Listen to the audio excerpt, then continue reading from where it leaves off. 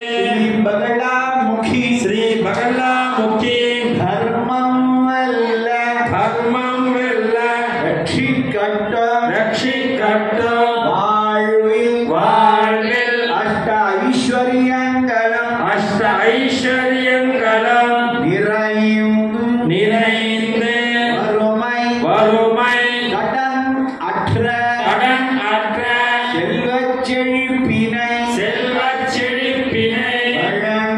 வழங்கி எல்லோரும் எல்லாமும் பெற்று